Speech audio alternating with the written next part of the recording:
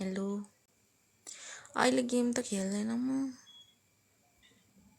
खेलेगा बक्सिङ ल आयो अब कोटहरू मन पर्दैन म त केही गिफ्ट हानिदिनु न रे ले लो गिफ्ट